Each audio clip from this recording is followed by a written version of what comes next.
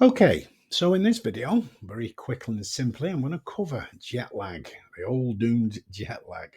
What causes it, its symptoms, and some effective remedies. So, jet lag is a common phenomenon. It's experienced by travelers who cross, obviously, multiple time zones. It disrupts and upsets your internal body clock. So it occurs when the internal's body clock, when that's out of synchronization with the destination time. So it normally occurs when flights are like 8, 9, 10 hours or more for the different time zones. And it leads to a range of symptoms that can affect your overall well-being. Bearing in mind, if you've worked hard for this long awaited holiday vacation travel and you spend 2 or 3 days before and returning, recovering from jet lag, it puts a bit of a downer. But if you use these rules or these guides, there's no rules, sorry, these principles and these guides, then it will help you with having a bigger, quicker recovery. So I'm going to explore the causes of jet lag, its symptoms, and some of the remedies to alleviate its effects. So first of all, let's understand it. So, jet lag or time zone change syndrome typically occurs when individuals travel across multiple time zones and it disrupts, as I said, their internal body clock.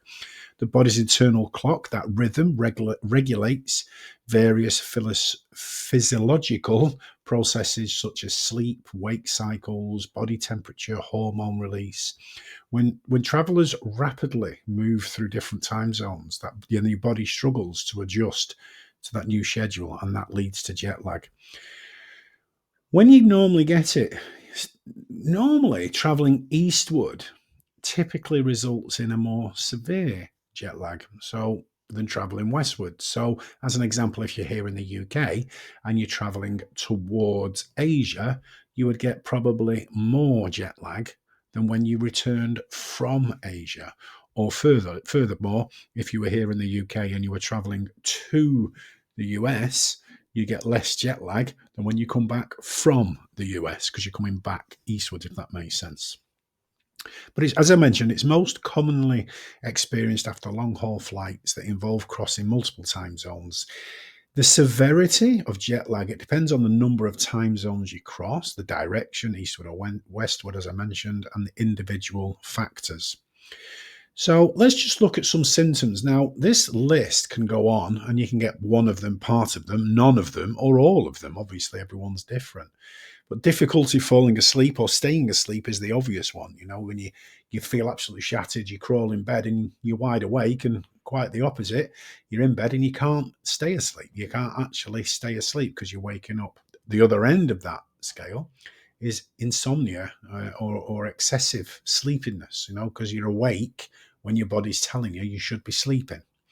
Fatigue, weakness, tiredness, obviously lack of energy, reduction in physical performance, cognitive impairment, difficulty concentrating, memory lapses, impaired judgment, mood changes, irritability, anxiety, digestive issues, loss of appetite or an increase in appetite at strange times of the day, digestive discomfort, diarrhea, constipation, confusion, difficulty obviously adjusting to that local time, and get disorientated and confused about the time of day. You might have a 10-minute nap, which is highly recommended, and you feel it's like 10 o'clock at night when you wake up and it's 2 o'clock in the afternoon.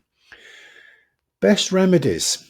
Now, again, it's do with them as you can in the environments that you're in, but the best remedies is gradually adjust. For example, one of the things I recommend to our clients, because obviously we deal in genuine wholesale worldwide travel, when I have clients, for example, that are going from the UK to Australia or even UK to Southeast Asia or to Japan or South Korea using our travel program, what I say to them is, why don't you? Because we're doing it at such great prices to travel. By the way, if you want to know how to get those great prices, if you do want to know, in the description, there's a pinned link in the description. If you click that, you get a 7-minute video on a masterclass on how to get the best cost and choice actually for travel. Anyway, so gradual adjustment is the big one. It's the first one, gradual adjustment. What I mean is when we're going back to that example from the UK to Australia, why not stop in Dubai for 2 or 3 days? Again, from England to Asia. So stop in Dubai, stop somewhere on the way that gives you a time to gradually adjust if that's possible, you know? Hydration. Hydration is the big one. If you People go on a plane, they have a beer, they have drinks, which is fine, but that's a dehydrator. Coffees can be a dehydrator also, as I'm sure we're all aware. Staying hydrated, drinking waters and teas, for example, definitely aids with the recovery, certainly when you're adjusting hormonal balances in the body, things like that.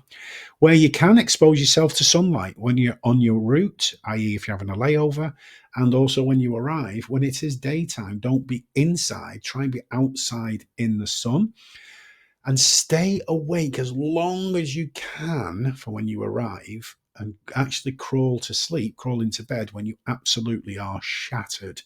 And it is recommended if you take, obviously, medications allowing and under medical supervision, if you can take sleep aids, like a mild sleep aid, just to take the edge off that insomnia when you can't go to sleep. Stay active, nap strategically, so that's two ends of the scale.